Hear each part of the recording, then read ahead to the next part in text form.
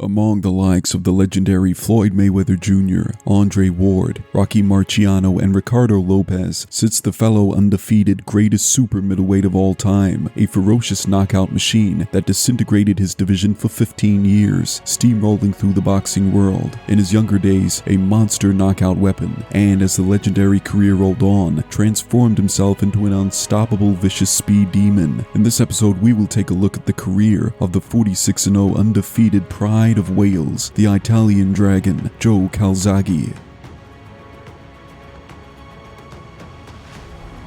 In 1993, the most anticipated all-British boxing heavyweight clash of all time, the Battle of Britain between heavyweight giants Lennox Lewis and Frank Bruno, not only was a footnote in great British boxing history for the legendary slugfest of two of the greatest boxers from the nation, but it was also the debut of little-known amateur boxer Joe Calzaghe. Calzaghe stepped foot into the pro boxing world with a first-round knockout of Paul Hanlon in front of an all-Welsh crowd at Cardiff Arms Park.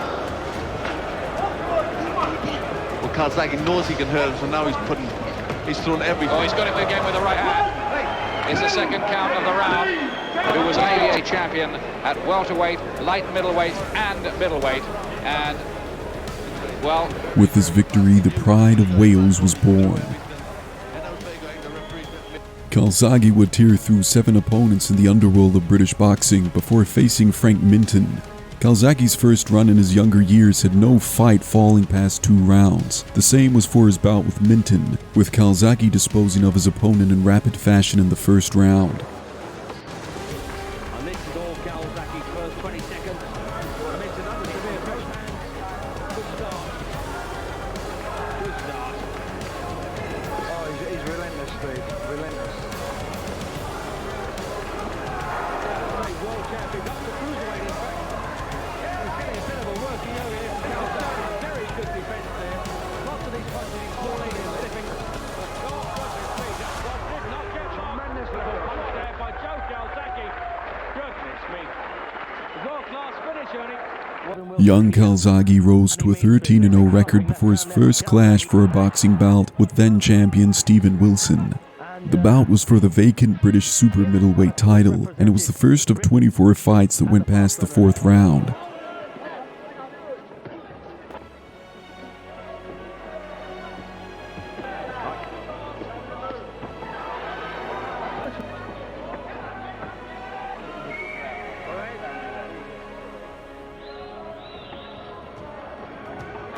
Calzaghe was a dominant force against Wilson, submitting his opponent via technical knockout in the 8th. Calzaghe had stamped the beginning of his dominance in Britain.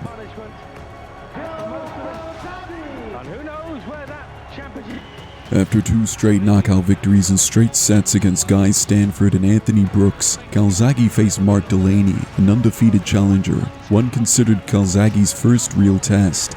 The experienced Delaney was no match for Joe, however, falling in 5 rounds to the aggressive Joe Calzaghe.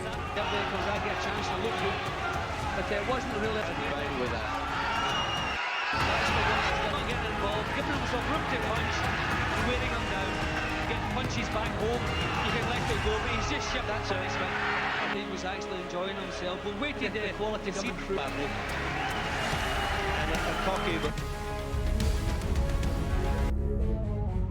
As Calzaghe entered phase 2 of his dominant career, the Welsh legend was refining his exceptional speed and determination. Joe had taken 5 straight opponents apart for his iconic clash with the legendary Chris Eubank. As the opening bell rang, Eubank took the fight straight to Calzaghe. However, in a monstrous turn of events, Calzaghe flattened the legend within 15 seconds of action. Straight away, Eubank may... I didn't know whether he might just try to catch Calzaghe cold. Calzaghe is a very fast start at 10, first round win. Oh, and a left hand! Puts Eubank in the 5th time in his career! What a start by Calzaghe! Eubank slowly turned to the crowd and pumped his fists in the air after round 7. When Calzaghe's punch output had dropped significantly, Eubank on the other hand had launched many withering shots. Despite being battered, the aging champion had some fight left in him.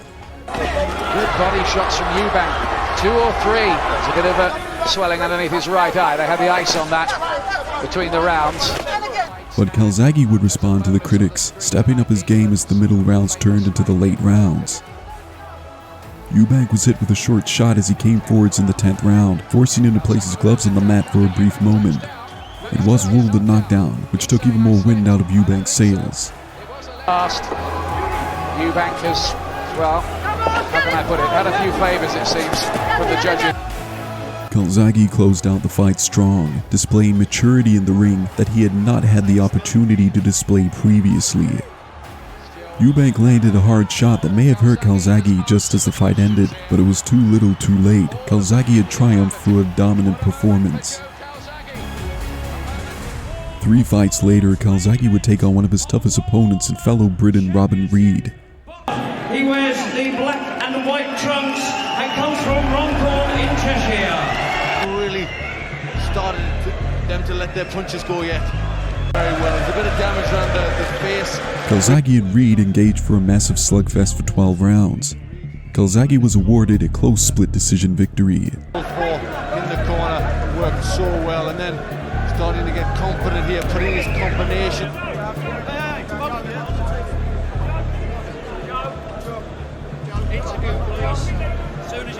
In his 30th fight, Calzaghe faced Richie Woodhall in another edition of the greatest British boxing fights. Woodhall, a respected British legend in the middleweight divisions, retired after his slugfest with Calzaghe. Calzaghe starting to work now, body right, body being very effective. Piece to the ebb and flow here, Calzaghe. Keeping his mind on the body too, he's always got a hand of the champion. Calzaghe's speed here does not hard punches. He lands another combination, makes a miss, then comes right back with another. Calzaghe would dominate Woodhall for a technical knockout victory in the 10th round. The veteran Woodhall had serious success against Calzaghe throughout the fight, but Calzaghe's aggression tore through Woodhall, with the challenger succumbing to the violent pressure from Calzaghe in the 10th, and Joe in turn had another scalp in his resume.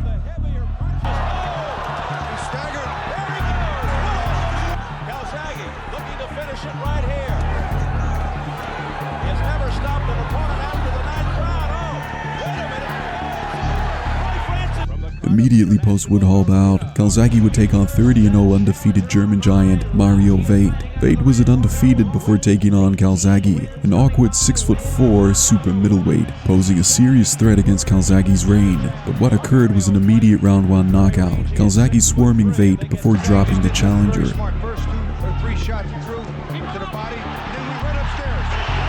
Unofficially 29 seconds in, Mario Veit is on the seat of his pants.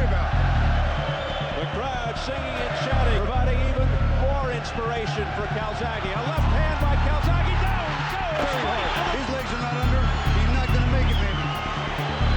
He's really having trouble just standing still. once before this fight in his career. He's game, but I don't think he's going to make it. It's over in the first round for Joe Calzaghe. Still, the W.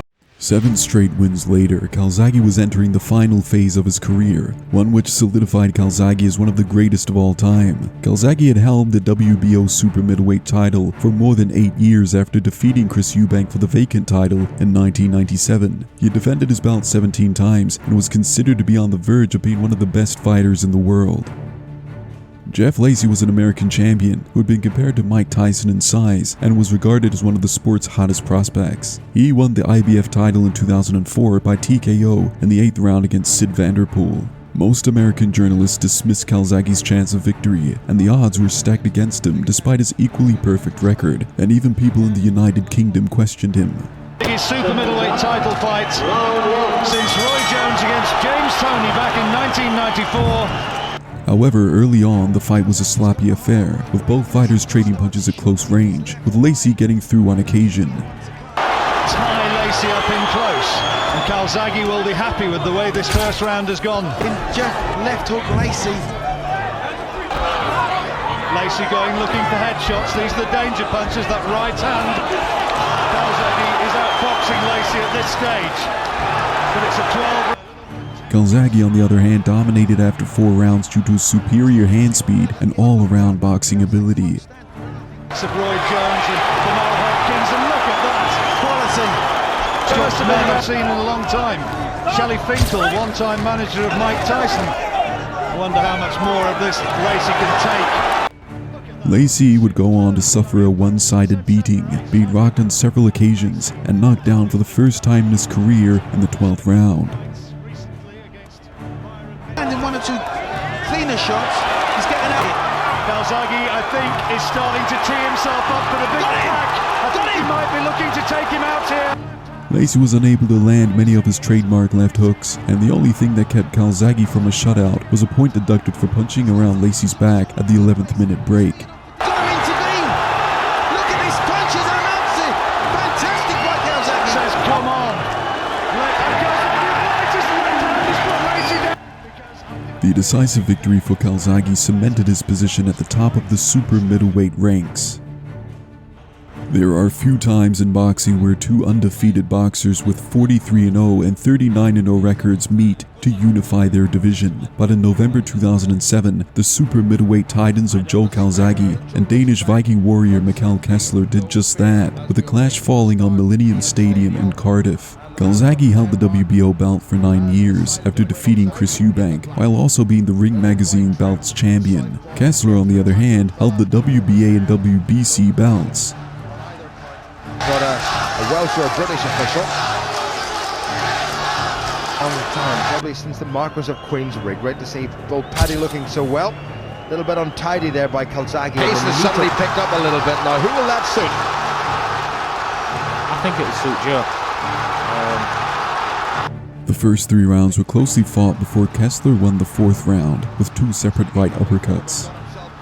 An entertaining round of boxing so far. There was that opening uppercut and it had to be, look at that, straight through the middle. And you know something? Calzaghe's work rate began to take control of the following rounds, though Kessler appeared to have the upper hand in terms of power, with a number of shots appearing to rock Calzaghe even more. At ringside, Raul Hayes, John Stewart from the United States, Massimo Barovecchio from Italy.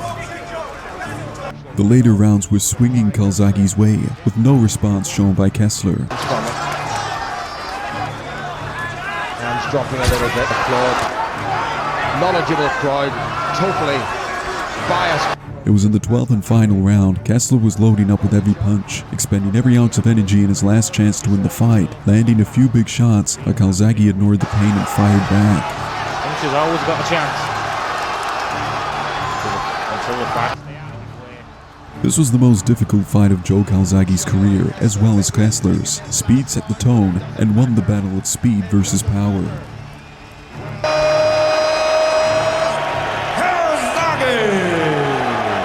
Joe Calzaghe would say farewell to his brutal reign as a super middleweight legend in 2008, making the step up to light heavyweight to take on the all-time Hall of Fame legend, Bernard Hopkins.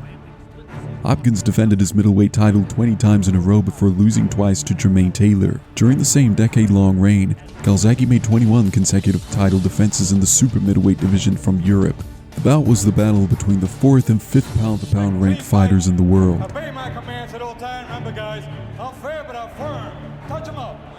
Calzaghe, who was 7 years younger than Hopkins, was knocked down in the first round when Hopkins landed a short right hand. When the two fighters are engaged in what Bernard's a very cagey guy, and one of his heroes is definitely Benny Briscoe, and he's, who kept his head down because he fought it. The fight was clearly following the pattern that favored Hopkins: slow, down, and dirty. Boxing in and out a little bit, he could fight a much longer fight. Now Calzaghe starts to get the kind of spirited combat he wants. Maybe it was debilitating.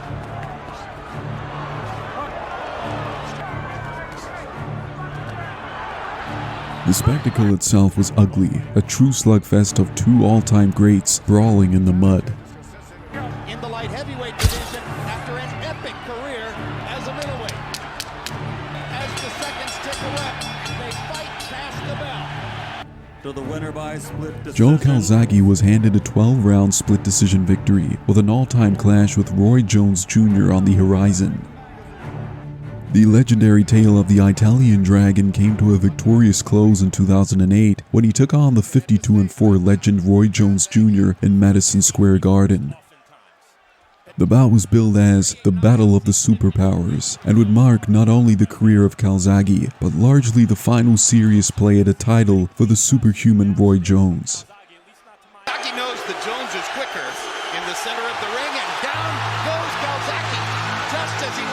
The fight did not start well for Calzaghe, who was knocked down in the first round. Replay showed the knockdown was caused by an accidental forearm by Jones. Calzaghe kept his cool and came out strong in the third round. Will hurt Jones most if it keeps up. He's a big man. You know, it's very, very difficult to just take punches from him like that. Calzaghe showboating in the center of the ring. Never thought I'd see that with punch count from here. He has dominated round 3. In the first round, he's won, even though Jones landed a thunderous uppercut in round 6 that had the crowd on their feet. To turn the tactical equation in his favor. Takes a big uppercut there. Excellent punch by Jones has found another way to land his right hand. And Joe fights back the way he's most... Calzaghe looked cocky as the fight wore on, clearly incinerating Jones with pace and aggression.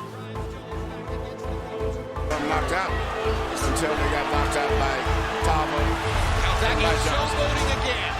Calzaghe essentially remained dominant and in control, which was reflected in the judges' scorecards as he outclassed Jones. Joe who's doing the punching, and Roy who's having to cover a little bit more respect than to take advantage of this too. The fight went the distance, and the judges awarded Calzaghe the unanimous decision victory by a wide margin, each scoring the fight 118 to 109.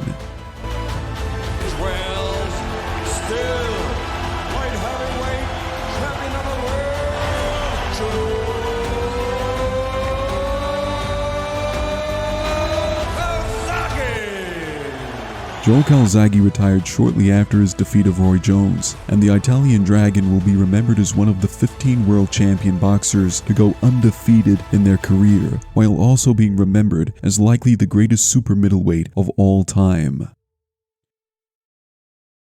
If you enjoyed that video, feel free to like and subscribe for more boxing content.